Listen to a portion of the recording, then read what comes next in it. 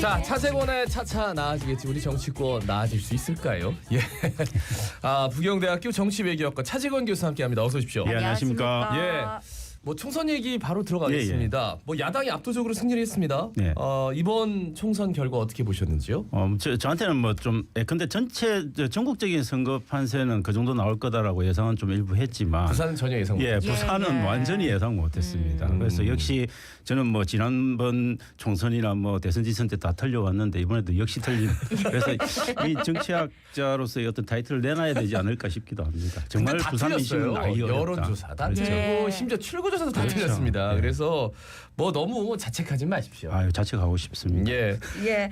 그리고 국민의힘 한동훈 비대위원장이 선거 결과에 모든 책임을 지고 비대위원장직에서 물러나겠다고 사퇴의 뜻을 밝혔는데 네네. 이 부분 어떻게 보십니까? 저는 뭐 당연히 한동훈 비대위원장 입장에서는 당연히 그런 스탠스를 취할 수밖에 없는 거고 또 실제로 저는 뭐 이번 선거는 전국적으로 윤석열 정부의 실정에 대한 심판이기도 하지만 저는 선거 전략적 차원에서도 한동훈 완톱 체제로 갔기 때문에 한동훈 완톱 체제가 저는 책임을 다할 수밖에 없는 거다. 심지어 저는 윤석열 정부 어떻게 용산 입장에서 보면 한동훈 비대위원장의 선거 전략의 어떤 미스 이런 부분들이 있을 거다 이렇게 판단을 할 수도 있다고 봅니다. 뭐 그러면 바로 여쭤볼게요. 어제 대통령 한 말씀 하셨거든요. 네네. 총선 결과. 네. 겸허히 받아들이겠다라고 말씀을 하시면서도 지금까지 내가 이렇게 일을 했고 그래서 뭐 야당과 이런 얘기 전혀 언급이 없었고 네. 그러면서 여당은 일단 뭐 민심을 계속 받들겠다라는 메시지다라고 했고 야당은 뭐 하나도 바뀐 게 없다. 네.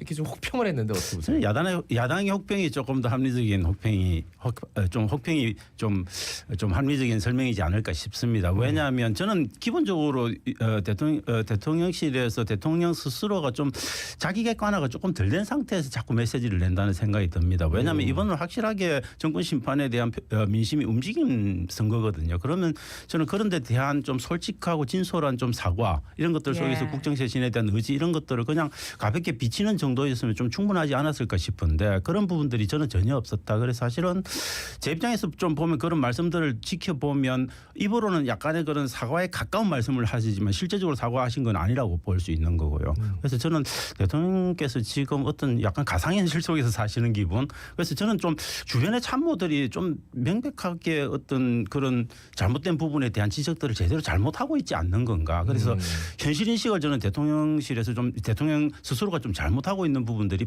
이런 메시지로 나오고 있는 거 아닌가 싶어서 좀 우려스럽습니다, 사실은. 190석이 훌쩍 넘어요. 그럼 이건 뭐 있을 수 없는 일이죠, 사실은. 108석이 단데 지금. 근데 저는 좀 안타까운 부분들이 이런 게 뭐 최근에 이제 저희 부산 지역의 국회의원 중에서도 박수영 당선인이 그런 이야기를 하더라고요. 기본적으로 참패를 했지만 이건 어떻게 보면 젖잘사에 가깝다라고 하는 표현들을 하시더라고요. 그래서 우리도 약진했다. 뭐 이런 말씀을 하시는 거 보면 그런 인식이 저는 용산 대통령실에도 있지 않느냐 하는 그런 좀 우려가 있는 거죠.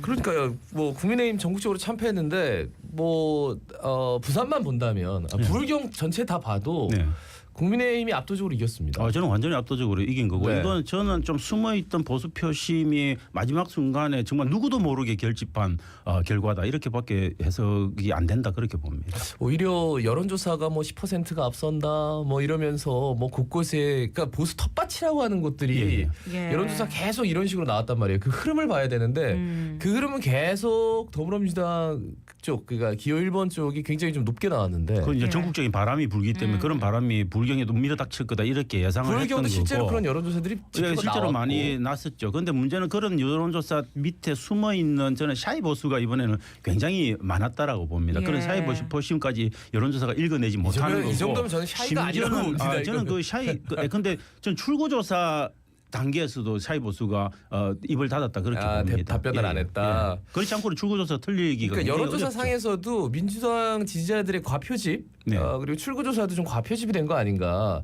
그리고 이 여론조사가 ARS나 뭐 전화 면접을 다 하더라도 본인이 지지하는 정당이 뭐 만약 민주당이다. 그런데 이제 본인은 국민의힘을 지지한다고 얘기하고 답한 사람도 꽤 있지 않았을까. 뭐 그런 것일 수도 있는데 저는 과표집의 문제보다도 좀 뭐랄까요? 그 좀 사실은 이렇게 내가 지금 근데 정부 여당과 대통령을 이렇게 지지하는 표를 던졌지만 그걸 겉으로 대면 단계에서 이렇게 끄집어내기는 굉장히 좀 어려운 그런 상황이지 않습니까? 그런 상황이 저는 좀 반영돼서 사회 보수가 생겨난 결과가 샤이 아닐까 그렇게 보수가 생각을 합니다. 샤이 대통령 지지. 뭐 그렇죠. 이렇게 예. 봐야 되겠군요. 예. 다른 구도 마찬가지지만 이 보수 후보 간 자존심 대결의 표가 분살될 거라고 예상됐던 수영구가 예상 밖의 결과였는데 어떤 부분들이 좀 보수 수영구는 선거 구도상으로는 사실은 민주당 유동철 후보가 이길 수밖에 없는 선거 구도로 만들어졌어요. 그런데 저는 이것도 정말 부산의 보수 유권자들이 대단히 어떻게 보면 현명하다고 볼 수 있는 게 마지막 순간에 확실히 전략적 선택이 어떻게 가야 되는지를 저는 어떤 암묵적인 대중의 그런 판단들이 있었다라고 보는 거죠. 그렇기 때문에 사실은 선거공학적인 관점에서는 일어나기 힘든 일이 일어난 겁니다. 그리고 장해찬 후보가 갖고 있는 개인의 어떤 경쟁력 이런 것들까지 감안하면 10%에 묶었다는 거는 이건 저는 뭐 그 정말 현명한 대중의 선택이었다. 적어도 보수의 입장에서는 그렇게밖에 평가할 수밖에 없지 않을까 싶습니다. 장희찬 후보의 미래는 어떻게 될 거라고 보세요? 그 10%도 못 얻기 때문에 지금 15% 이상 되면은 선거 비용 다 보전되고 10% 이상 되면 50% 보전되는데 그렇죠. 9점 몇 프로여가지고 한 푼도 보전을 못 받습니다. 그러니까 선거하면서 돈을 한두 푼 쓴 게 아닐 텐데, 그죠? 저는 정확하게 퍼센테이지가 10%를 넘는지 9%대 있는지는 좀 확인을 해볼 필요가 있는데 9%가 예. 그렇게 되면 이제 정말 쫄딱 망한 뭐 시쳇말로 그렇게 표현을 할 수 있겠는데 생각보다 너무 안 나와가지고 너무 안 나왔죠. 그런데 그거는 뭐 장해찬 후보 입장에서는 또 좀 억울한 부분이 있는 거죠. 마지막 전략 선택의 결과로 맞은 거기 때문에. 그런데 저는 장해찬 후보가 완전히 뭐 젊기도 하고 그래서 완전히 정치 일선에서 물러나기는 좀 어려울 거다. 그리고 아마도 뭐 요즘 한간에서 떠들고 있는 거는 대통령실에 좀 기용하는 문제 이런 것들도 나오고 있는 거 보면 역시 장해찬은 그래도 대통령의 사람이다 이런 것들이 있기 때문에 아마 언젠가 재기를 꿈꾸면서 뭔가 재기할 수 있는 발판을 마련하려고 노력할 거고 그런 것들이 여전히 젊기 때문에 저는 가능하다 그렇게 봅니다. 예. 더불어민주당 얘기를 해보겠습니다. 뭐 그 선거 기간 동안에 여론조사에서 굉장히 많은 그러니까 더불어민주당 입장에서는 젖잘싸? 그러니까 부산의 입장. 왜냐하면 지난번 선거에서 돌이켜보면 22만 표 차이가 났어요. 전체에서. 그렇죠. 근데 이번에 14만 표, 7만 표 정도 줄였습니다. 그렇죠. 8만 표. 그러니까 그런 것들이 조금씩 부산이 좀 변화한다고 볼 수 있을까요? 예, 저는 뭐 제가 늘 지속적으로 말씀드렸지만 부산에서는 대선과 지선은 굉장히 표가 전체적으로 왔다 갔다 하는 바람 선거의 영향이 굉장히 강했지만 총선은 지속적으로 2016년 이후에는 지속적으로 민주당의 상승세가 지속 유지되고 있는 경향이 저는 확인됐다. 네. 그래서 지난번에 뭐 지난 총선에서 한 43%대 받았다면 이번에 45%대 받았기 때문에 지속적인 어떤 정가 현상 속에서 저는 민주당의 조금씩 약진하고 있는 현상이 확인됐다 그렇게 봅니다. 그래서 아마 민주당은 이런 추세를 총선에서 유지한다면 다음 총선이나 하면 그다음 총선 정도에서는 거의 그 과반에 육박하는 정말 경쟁다운 경쟁을 할 수 있는 상황이 펼쳐질 수도 있지 않을까 그렇게 생각을 합니다. 예, 부산 민주당에서 유일하게 당선된 전재수 북갑 당선인의 승리 요인은 뭐라고 저는 하십니까? 뭐 바닥 민심을 그대로 바닥 표심을 그대로 유지하는 저는 지역구 관리의 힘. 뭐 그런 것들 그다음에 전재수라고 하는 이름이 갖고 있는 부산 경남에서의 어떤 정치적 존재감 이런 것들이 저는 함께 작용한 결과다. 그래서 저는 떨어진 민주당 후보들은 아마 전재수 후보의 지역구 관리의 어떤 그런 방법 전략 이런 것들에 대한 좀 벤치마킹이 필요하지 않을까 그런 생각이 듭니다. 근데 최인호 후보는 또 졌어요. 그렇죠. 예, 그러면 그건 어떻게 봐야 될까요? 저는 굉장히 충격적이었다. 최인호 후보도 뭐 지역구 관리를 잘하고 실제로 여론조사 기간 내내는 최인호 후보가 가장 당선 안정권에 들어 있었다고 10% 차까지 보거든요. 나왔어요, 그리고 이성건 그래서. 후보가 다른 데서 이제 조금 사실 부산진 을쪽에서 밀려서 들어온 후보이기 때문에 상당히 조직 장악이 없을 거라고 봤는데 저는 이건 보수 마지막 결집 이런 것들이 굉장히 낮고 그다음에 뭐 이렇게 처음 간 지역구지만 그 안에서 다른 뭐 김척수 후보라든지 이런 분들하고 조직적 결합들이 마지막에서는 잘 일어난 결과다 그렇게 판단을 합니다.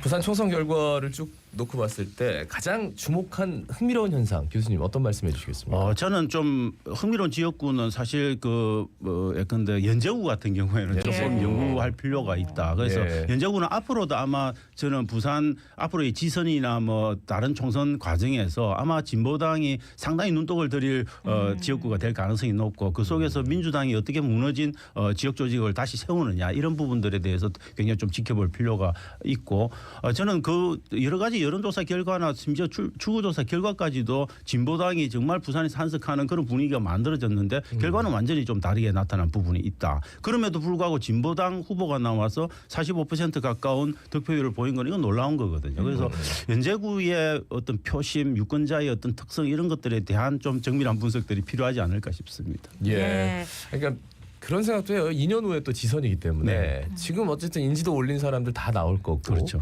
그리고 지금 떨어진 사람들도 네. 이제 시장을 바라볼 거란 말이에요. 그렇죠. 예, 불출마 선언하신 분도 예, 계시고 예, 예. 그 중에는 예, 예. 그러면서 아마 지선판이 예. 부산에서는 총선판보다 예. 훨씬 더 판이 커지지 않을까? 예, 저는 지선이 대선을 앞두고 벌어지고 있는 부분들도 있고 네. 그다음에 총선하고 조금 뭐 격차 시간적인 이격은 있긴 하지만 저는 지선판이 굉장히 조기에 좀 달궈질 가능성이 매우 높다 이런 분위기라면 그렇게 생각합니다. 예. 이어서 제3지대 이야기해 보겠습니다. 제3지대 성적표 어떻게 보십니까? 뭐 삼지대를 명확하게 구분하기 어려운데 지금 현재 뭐 일반적으로 삼지대는 개혁신당 아니면 새로운 미래 정도가 삼지대라고 보는 거죠. 개혁신당은 삼지대로 보기 어려운 거고요. 그랬을 때 저는 그 두 정당의 비례득표율을 합치면 한 5% 약간 넘는 수준이거든요. 예. 이 정도 네, 가지고는 네. 저는 뭐 참패에 가깝다 그렇게 봅니다. 그 조국 혁신당 네. 돌풍 어떻게 보십니까? 조국혁신당 돌풍은 저는 부산 표심에는 저는 조금 부정적으로 작용한 측면이 있다. 지나치게 심판 선거의 정서를 너무 많이 자극해서 저는 중도층이 조금 투표장으로 향하는 발걸음을 멈추게 했고, 네네. 그다음에 보수가 결집하고 수 있는 뭔가 핵을 마련해 준 부분에서는 좀 전체 전국 선거에서는 분명히 이제 민주당이 좀 유리한 방향으로 작용을 했지만 네네. 적어도 부산 선거에서는 저는 좀 마이너스 효과가 있지 않았을까 싶은데 어쨌든 전국적으로는 저는 민주당의 그 육박하는 그런 비례 정당 득표율을 보였다는 거는 굉장히 놀라운 일이다. 그런데 앞으로도 이제 조국혁신당이 민주당이 어떤 존재가 될 건가에 대해서는 저는 많은 연구가 필요하다고 봅니다. 지금 원내 교섭단체를 구성하기 위해 노력하려 하고 있는데 민주연합과 더불어 같이 이제 원내 교섭단체를 구성하게 됐을 경우에 민주당이 의회 운영을 국회 운영을 해나가는 과정에서 플러스도 될 수 있지만 다른 한편에서는 또 마이너스도 될 수 있는 부분이 있고 또 지방선거에서는 또 어떻게 경쟁 구도가 마련될까 이런 것들을 생각하면 조금 민주당 입장에서는 저는 조금 계력 같은 그런 느낌을 주는 정당이 될 수 있지 않을까 하는 생각을 합니다. 그리고 좀 주목할 만한 사실이 오늘 아침에 신문 보니까 부산의 지역구에서 네. 예? 지역구 표가 있잖아요. 네. 지역구에서 이제 국민의힘 당선자가 네. 있단 말이에요. 근데 그 당선자보다 국민의 미래의 비례표가 덜 나왔어요. 그렇죠. 근데 더불어민주당하고 조국혁신당을 합쳐보니까 그보다 많아요. 많죠. 그쪽으로 흘러 그러니까 들어가는 거죠. 정말 그 나경원 후보가 얘기했던 지국 비민 뭐 예. 약간 이런 식으로 된 지역구들이 좀 있더라고요. 저는 그런 게 어떤 현상이냐면 지금 우리 뭐 대한민국 정치에서 공통적으로 나타나는 게 여당도 그대 여당도 싫고 그대 야당도 싫다라고 하는 좀 비토 정서가 있는 거거든요. 예. 저는 그런 속에서 그대 여당에 붙어 있는 약한 국민의힘 지지층들이 차라리 이럴 바에야 조국혁신당을 찍자라고 돌아섰을 가능성도 조금 있는 부분들이 있는 거고 또 예컨대 이재명 대표에 대한 어떤 반감이 굉장히 강한 정서로 남아 있지 않습니까? 그렇지만 여전히 나는 야당에 머물고 싶은데 그걸 대리 만족시켜 줄 수 있는 게 조국혁신당이었다. 뭐 이런 부분에서 조국혁신당의 약진을 저는 조금 설명해 볼 수 있지 않을까 싶습니다. 예. 예. 앞으로 저 부산의 경우에는 그 산업은행 부산 이전이라든가 글로벌 도시 특별법 네. 이런 것들이 과연 이번 국회 임기 안에 될 수 있을까? 저는 그리고 뭐 앞으로 산업은행 부산 이전은 더 좀 어렵지 않을까? 왜냐면은 영등포 을에 김민석 후보가 당선이 됐고 네. 또 그 전국 그 금융노조위원장 그분도 당선됐더라고요. 그러면 네.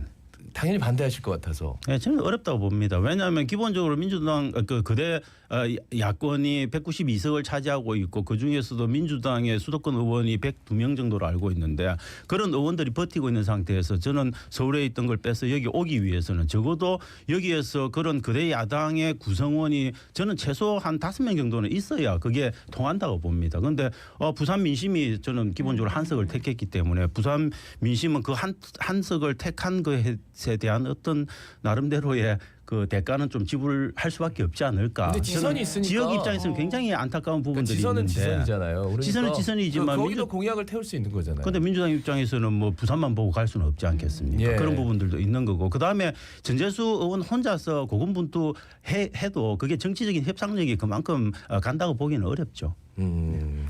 알겠습니다. 하여튼 뭐 부산시에 있던 분, 네. 두 분이 이제 당선이 되면서 부산시와 뭐 협력은 잘 될 것이다 이런 얘기 나오는데 네네.